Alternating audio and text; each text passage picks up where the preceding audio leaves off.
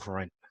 Okay. Also, is it true that if the landlord does work, we cannot claim as a tradesman, as if a tradesman was paid?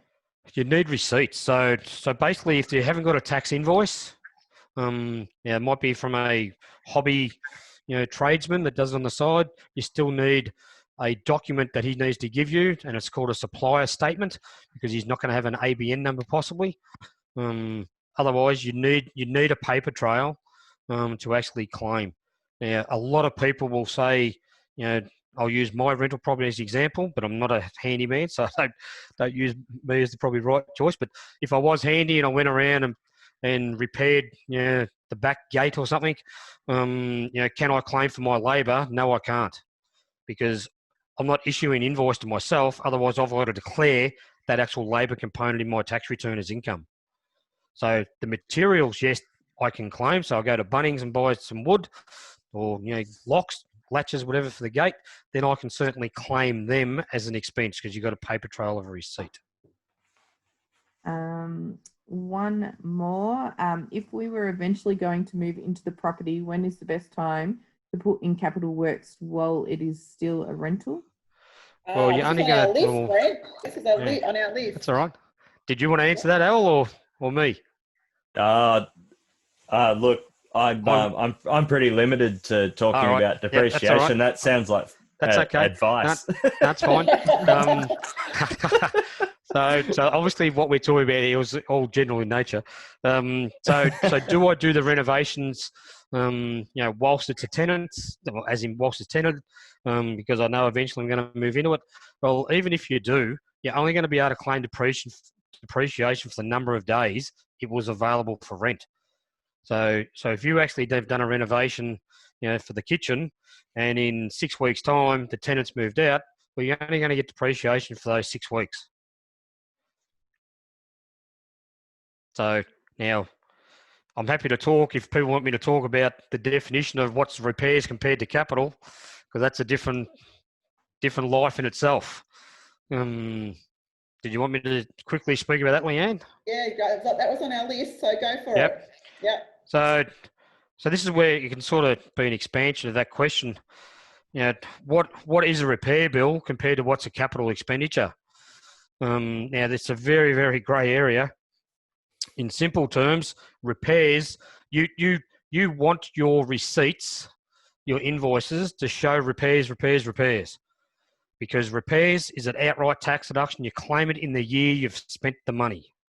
Whereas if it becomes a capital expenditure, potentially that might be claimable over 40 years. Now, you spend $2,000, you want that benefit of that tax deduction straight away. You don't want to claim it over 40 years. Now, what's the definition of a repair compared to a capital improvement? Well, if you've replaced an item, so if you've replaced the oven with a new oven, that's not a repair. If you get a handyman out there to fix the new hot plates, and it didn't replace it, then that's an actual repair bill to replace the, whatever it is. Say you've pulled down the back fence and it was a timber fence, and you put up colour bond, that's not a repair. You've replaced the item, that's a capital improvement. So therefore, you're going to actually claim depreciation over a number of years.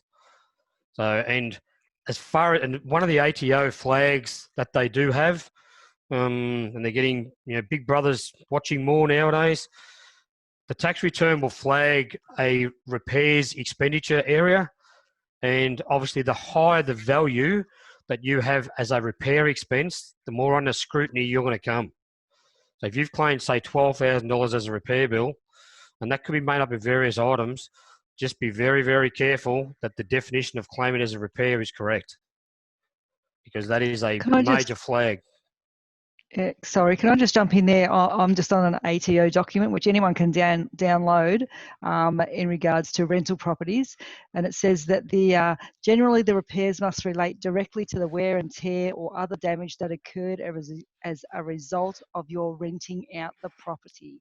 So it must be a result of your tenant being in there causing that wear and tear or damage. So just be very, very wary of a tradie that's coming around and spending $5,000 or $6,000 on building a new shed or something, as to whether it's a repair to the pergola. You've got to be very careful about what you're going to do, because that is certainly a flag of the ATO's end. Any more questions, Taz, or are you good? No, that's it. I'm happy to talk just briefly for you without boring you all. Sorry, one more, Brent. What if the repairs are due to storm damage? Storm damage. Well, then you'll get that on insurance anyway. Insurance, yeah. Hopefully.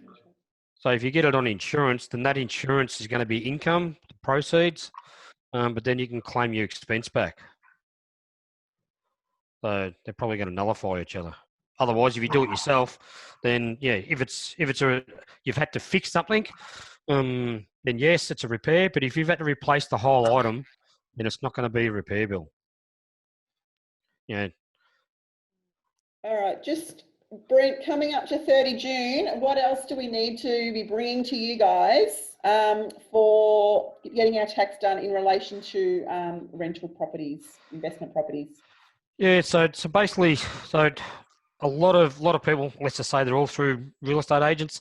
So you'll have a real estate agent summary that you'll get emailed to you at the end of the year, and that'll tell you what your rental income was and the relevant expenses, whether it's agents' fees, letting fees. There might be some repairs that the agents have organised for you. That'll be all on that summary document. Separate to that, obviously you need your cancel rates. Now, us accountants, I know our firm, we don't need to physically see your 4 instalments on your cancel rates. A lot of clients that I've trained over the years, they write on a bit of paper and tell me, it's $1,986, and that's fine. I take it at face value. So basically, cancel rates, your water rates, insurance. If it is going to be repairs and they do come to a large figure, I just try to educate clients to itemise those figures, so then us accountants in here can determine whether it's a repair bill or whether it's capital expenditure. So it gives us guidance to ask additional questions. Whereas if you've only got, $816 in total repairs, then don't worry about itemizing. Just give us one figure. But you're going to give us a figure for $9,000, then we'd probably want it itemised, so we could do that audit check as such before it gets lodged. You'll need your loan statement, assuming you've got a loan on the property. So it's important that you've got your interest figure. We tend to ask clients for a copy of the year-end statement. So we'll have a year summary for it, of the interest, or at least a printout from the bank about how much interest you've been charged, because it's such a large dollar figure. We like to have that as part of our audit trail. So that's probably what you really need to bring to the accountant. You don't need to, if you are going to have several items of bunning receipts, we expect you to add them up. Don't bring 15 receipts to the accountant and we're going to add them up. Clients do that. We don't send them away, but it just makes it easier, to actually have it prepared more quicker, and then you can ask questions, or we can have discussions with you about other things. And those other things might be, in regards to your loan facility. When was the last time you had that reviewed? Go back to your Commonwealth Bank and get it reviewed. You should be, getting. So for those that do have debts, I'll just quickly speak on good debt, bad debt, because I think that was on the list, Leanne. Yeah, it was. That was my next question. Go. So just to explain the terminology, good debt, bad debt. Bad debt is any private debt. So let's just say most people have a home mortgage that they're living in for their principal residence. That's bad debt because you can't claim it. Whereas on a rental property, all of the interest is 100% tax deductible. Now, depending on what tax bracket you're in, that determines your refund. So the idea, and I'm happy to disclose what I do on mine. We've got three rentals, and all of mine are interest only. Whilst I've got a home loan debt, then my investment property is interest only. So I don't care whether my loan's still at the same value it was 5 years ago, because I can claim 100% of that interest. So that's what I mean, good debt, bad debt. So interest only. So then any extra funds, whether they're, extra pay rise or bonuses you get or inheritance monies, pay it off your non-deductible debt. Now, ideally, we try to educate clients, never ever pay off your actual home loan itself. Try to leave a buffer there as a redraw facility. So whether it's even $5,000, so then you know that you've got a heap of equity in there that you can go to an auction somewhere, to buy another investment property. And you can put your hand up knowing that you've got the deposit, no dramas, because you've already got the redraw facility there. So that's something that you need to speak to your finance broker or your bank in regards to how to structure your loans correctly. That's also a part of our service here. We're a finance brokering business. We do close to probably $3 million a month in lending in regards to home loans. So we do a fair bit of lending allocations. And I always say to clients when they come in here, and it's not about us making money, that's not our core business. But it's an additional service that we do. You need to be speaking to your bank every single year to make sure you're getting the best rate. Because, I'll use me, I bank ANZ, and I've just changed the NAB. I hadn't heard from my ANZ bank manager for 15 years. Well, I'm sure interest rates have changed over those 15 years. You reckon I got a phone call to say that my rate wasn't right? No way known. So you've got to keep these guys honest. You've got to continually, at least every year, get your home loans reviewed, whether interest property on your investment properties or even on your own home loan. Especially now, interest rates are so low. You can lock in 2 or 3% rates. So that's what I mean by a good debt, bad debt. So pay off your private home loan and pay off the minimum of your interest. So interest only on your investment property whilst you've got a home loan. Once the home loan's paid for, then go gangbusters paying off your investment debt. Because in the perfect world, I'd rather be here with a client and they've got 2 investment properties that are debt-free. Because it means, when you go to sell it, the bulk of the proceeds are coming to you, not going to the bank. Yeah. But whilst you've got a home loan, it's best to pay that off as quick as you can. Any other questions, Taz? No, nothing. I'll just throw another one in there that we didn't probably discuss the other day, Leanne, and they changed the rules in 2017 as well in regards to travel claims.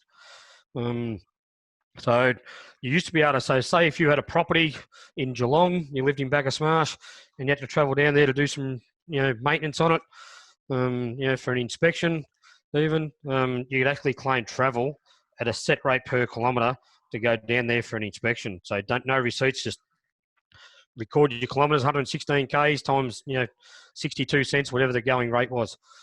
Since July 2017, no more go. You cannot claim travel to go and inspect your property or even to carry out maintenance. And I think there was a lot of people using it as a bit of a junket. And I'll use, say, the Gold Coast. People buy a property in the Gold Coast and they're saying they're going up there to inspect the property and claim their airfares and accommodation cost. Those days are gone. No more junkets. Okay. All right. Do you want to add anything else, Alan? Anything we've missed? No, I think probably between Brent and I, and mostly Brent, I think we've got it all covered. So yeah, great. So just reiterating that we do, I know that Accountable uses BMT, and First National, not just RAIN, as a First National network, have had a very close relationship with BMT as well for a lot of years now. So they're our recommended, but you don't have to use BMT, but we do have a special deal that I think, Eb, you've emailed out to all our landlords as well. I will be emailing. You will be. Okay, so look out for that in the inboxes in your email. As Alan said, that he can backdate the report, and so that's not a problem if you're thinking, we're already in June, too late for this year, get it done. And I think it's just really reiterated that we need to get these depreciation reports done, because it's money back in your pockets, guys. So that's what we're trying to do for you. We want to make property a really good investment. Which it is, as all of us who invest in property know, that it is the best, safest investment we can do. So thank you all for joining us. Special thanks, Alan, Brent, Sue. Great to have you with us tonight. Really enjoyed that. It was really good. So for those of you who didn't manage to join us, as I said, we were recording the session. We will email you out the link in the coming days. Thanks everyone for joining us. Thanks guys. Have a good night.